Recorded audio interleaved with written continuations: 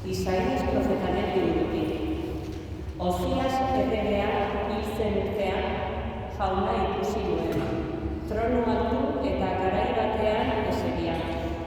Haren mantu eganak tenplua betetzen zuen.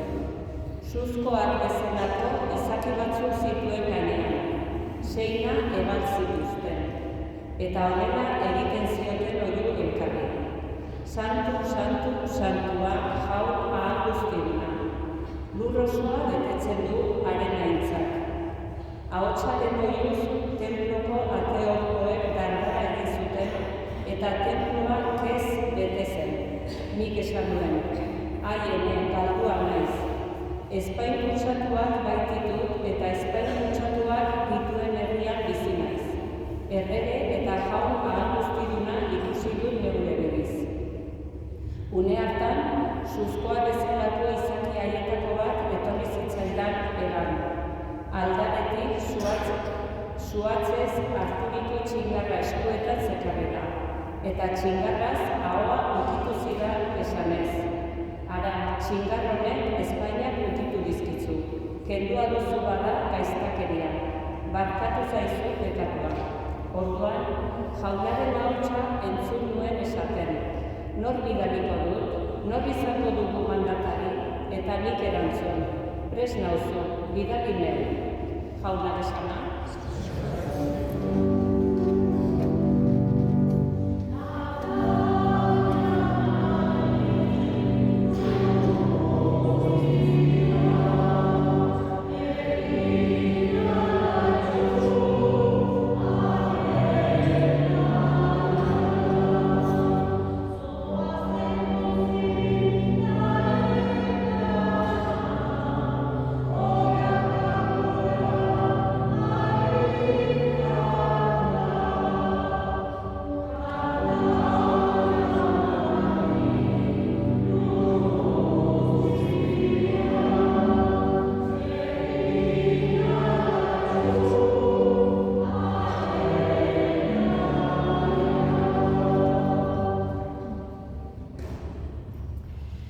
San Pablo apostoluak Korintotara egindako lehenengo gututik.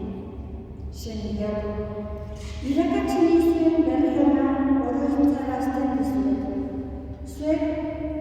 Zuek onartu egin zenuten, horretan sendo oinarrituak zaudeten, eta salbatu ere horretxe salbatuko zaituzten, nik iragarri dizuen bezala eusten badu zuen. Bestela, alferretzen itxiko zenuten. Nik hartu nuena bera eskolatu nizuen lehenenik. Hau da, Kristo gure bekatengatik hil zela, liburu santuek esan bezala. Obiratu egin zutela eta hirugarren egunean piztu egin zela, liburu santuek esan bezala. Pedrori agertu zitzaiola eta ondoren Amabiei. Gero, 500 eta gehiago senideri agertu zitzaion batera, horietako gehienak bizirik daude oraindik, batzuk hilbadira ere. Gero, Santiagori agertu zitzaion, ondoren apostolu guztiei. Beste guztiei agertu ondoren, neuri ere agertu zitzaidan, garaia baino lehen jaiotako aurra bezalakoa naizenean. Izan ere, apostoluetan txikiena naiz ni. Apostolu izenik ere merezi ez duena, jainkoaren eliza persegitu gainuen. Baina naizena jainkoak bere graziaz egina, eta haren grazia ez da nigan fruiturik gabe izan. Gainerako apostolu guztiek baino lan gehiago egin dut. Izan ere, ez noski nik baizik eta jainkoak girekin bere graziaz. Horrela bada, bai haiek eta bai nik, horixe da hotz egiten dugun mezua, eta horixe zuek sinetsi duzuena. Jaunak esana.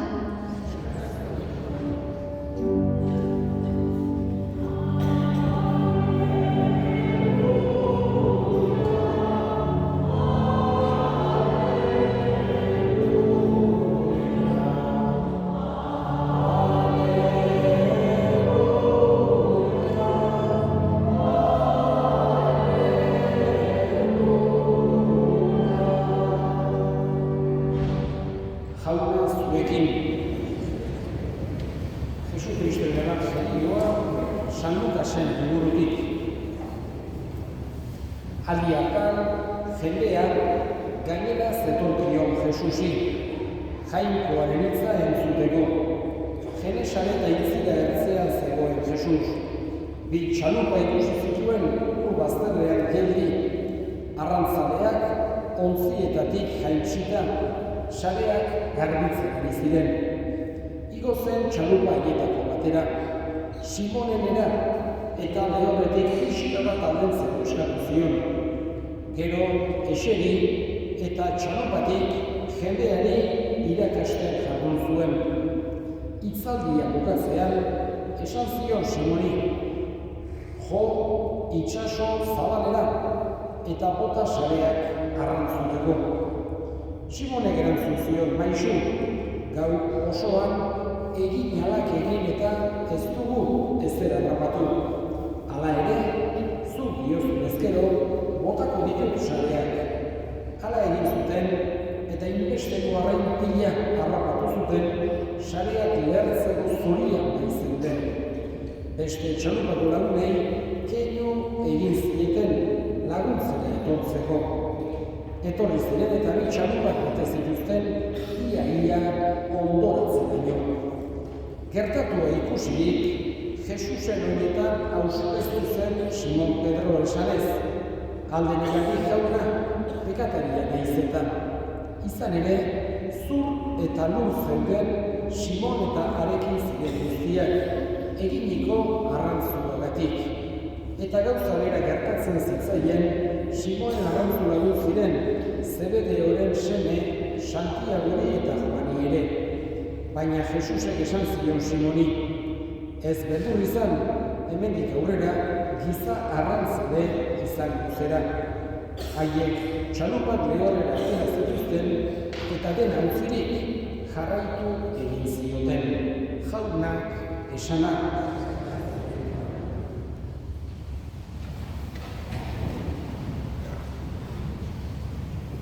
Jesusek eguneroko bizitzako esan genezake ejempluak, metaforak eta paraboak jartzeko itura zuen. Bere garaikideek zituzten lanbideak, ogiduak kontutan hartuta. Asko dira, hartzantzaren ingurukoak, hartzain mundukoak, esan genezake, hartzainaren parabola dugu. Jesusen erruki eta maitasuna adierazteko modurik bikainenetako bat, esan genezake ebangelioan agertzen zaiguna. 2000 urte pasatu dira, guretzako ere oso ulergarria den parabola dugu. Edo mahastikariarena, mahatsak, biltzen eta abar, baitere jendea egienzako ere lanbidea zen, bere bizia zen, eta oso hori ulertzen zituzten.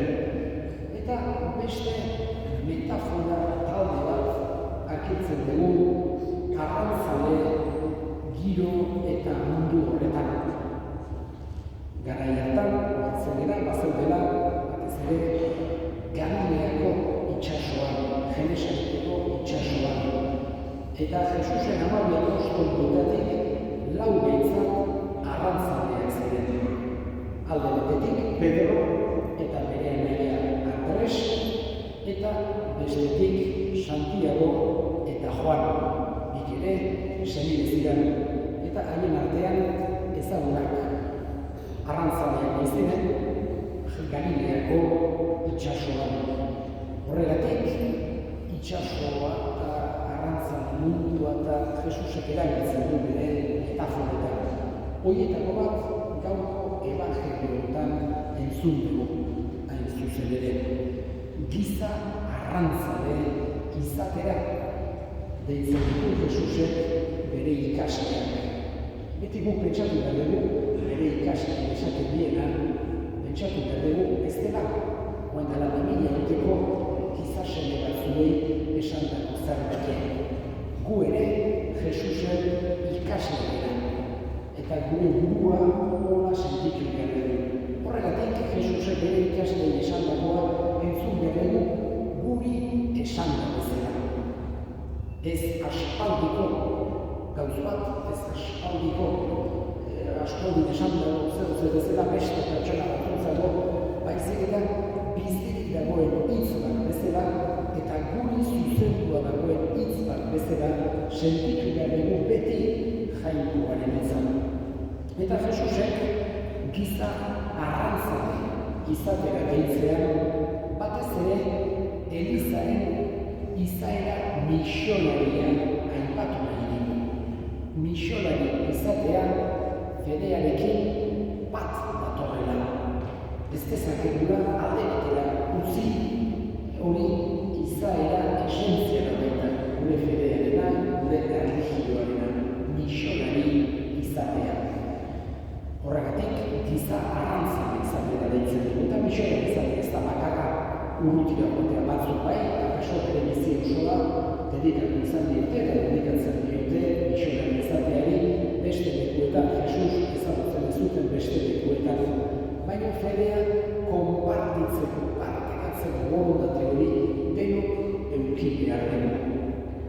Sekulan ez, beste inori gainetik jarriz edo hobeak sentituz edo goitik behera bezala egiten den ematen den lezio magistral bat bezala hori elitzateke izango, benetako misionari izatea. Hori ez da Jesusen borondatea. Nahi du humiltasunez, errespetu handiz, beti guk bihotzean dugu altxorrau konpartitzen saiatzea besteekin. Ez guretzako bakarrak gordetzea, ez evangelioaz lotsatzea. Jesus nahi duena. Hain zuzen ere, garaia bakoitzean, toki bakoitzean, giro bakoitzean, modu ezberdin batean, akaso egitea tokatuko da. Zati pentsatu dako da, zein den modurik egokiena, errespetagarriena, prudenteena, hori bakoitzak ikusi dako bere inguruan baino, sekulan ez, evangelioaz lotsatu, edo guretzako bakarra gorde besteekin konpartitu gabe. Ikusi dago, altxo handi bat bezala besteekin konpartitu behar dena. Eta gaurko evangelioan bi momentu ezberdin bezala agertzen zaizkigu aurrena, ikusi dugu Pedro gau osoan aritu dela sareak itsasora botatzen. Batere arrainik harrapatu dira. Sare bezaren, akaso guri tokatu zaigu giroa edo garaia Europa Occidentalean, hogeita bat garren mendeko lehenengo laurdenetan behintzat, kasi honen nahiko antzekoa dela esan genezake. Gau horren antzekoa garaian eta gure zonaldean, gure batez ere Europa Occidentalean, asko ere zailagoa baita momentu honetan fedea konpartitzea, fedea partekatzea besteekin. Edo ez da halako emaitza izugarri behintzat ikusten. Baina horrek ez gaitu sekulan esan ematu behar. Eustea, mantentzea, ez lotsatzea, ja bada, esan genezake, arrakasta handi bat.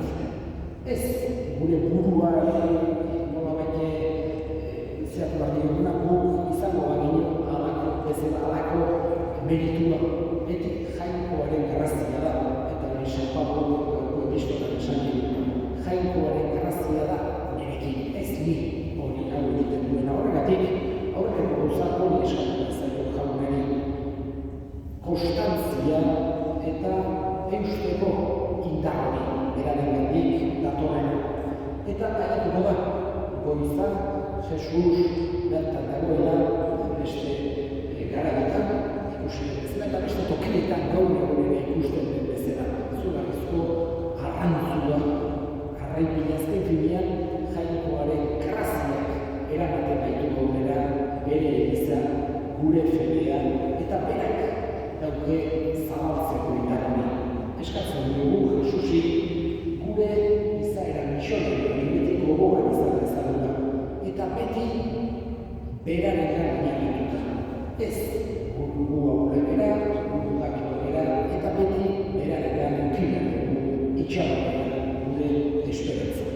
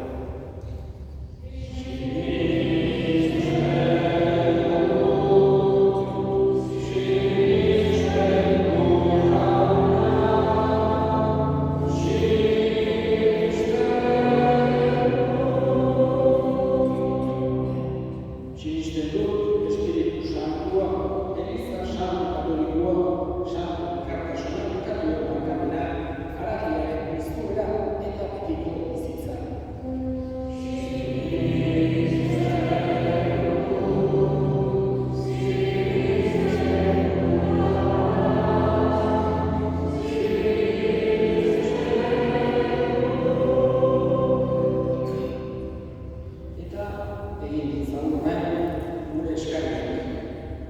Misioak, elizaren misioak ere, beti berekin alama, solidaritatea, elkartasuna, gaurkoan ere, Marcos Digas esku elkarri duen irudiketa edo burutzen ari gara. Akordatzen gara bereziki, sufritzen ari direnetaz, oporretaz, bizitzeko beharrezkoa ez daukaten guztietaz.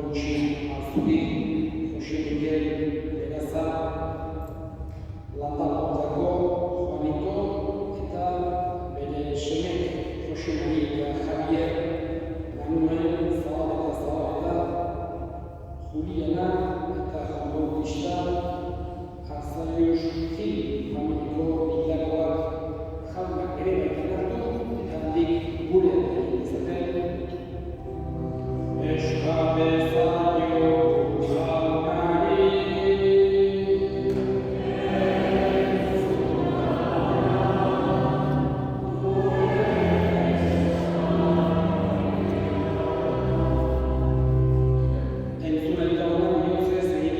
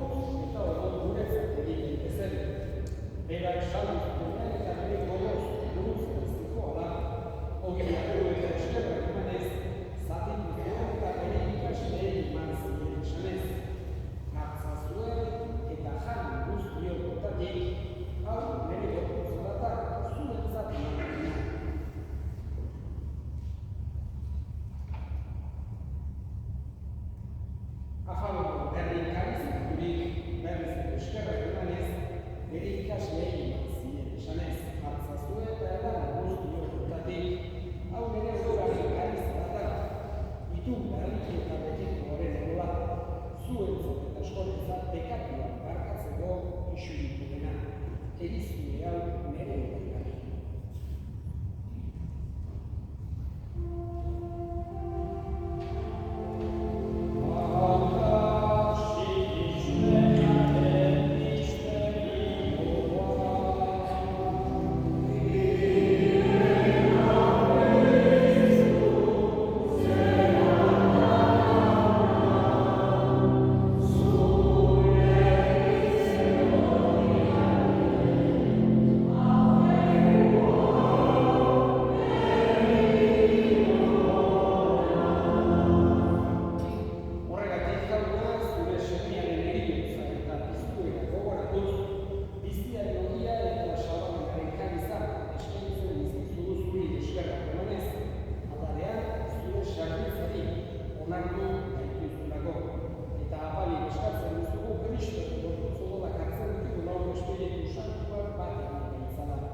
Gogoan izan jauna mundu guztian zabaldurik dago ez dure Eliza. Eramazu, maitasun osora, Frantzisco Gurita Santuari, Florenzio gure hartzaiarekin eta egiz gizon guztiekin batean. Gogoan izan jauna, bizteko itxaroteria batina gure sendeak eta hildako guztiak.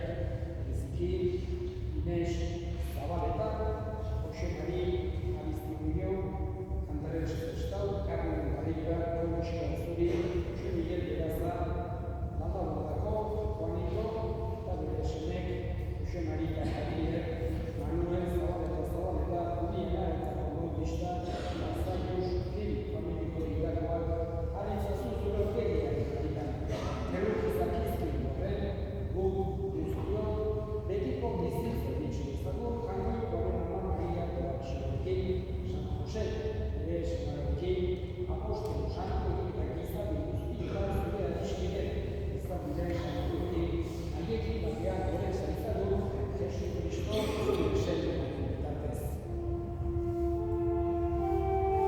Honen bitartez, honekin eta honetan, zuri aita, jangoiko aluzuri, Espiritu Santuarekin batea, ospeta aitza guztia, gizatik gizati guztietan.